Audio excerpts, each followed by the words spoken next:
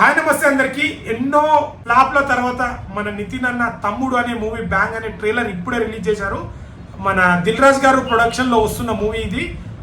వేణు శ్రీరామ్ గారు డైరెక్షన్ చేస్తున్నారు. Last time Vakeel Saab కి డైరెక్షన్ చేశారు కదా. తన డైరెక్షన్ లో మరి నితిన్ అన్న కంబ్యాక్ ఇస్తాడా?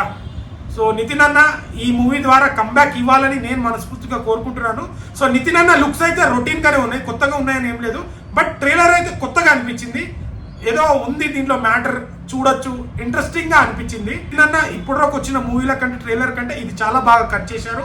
ఇది ఒక సెంటిమెంట్, చెల్లె సెంటిమెంట్, అక్క సెంటిమెంట్ లెక్క ఉంది. బట్ ఎక్కడో వర్కౌట్ అయ్యేటట్టు ఉంది.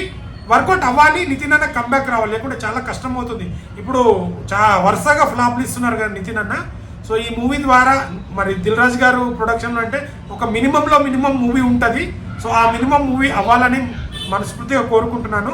వరుసగా ఫ్లాప్లు ఇస్తున్నాడు. ఓ కొత్త కాన్సెప్ట్ కానీ అలాంటి జోనర్లో అయితే మన అన్న ప్రయత్నించట్లేదు.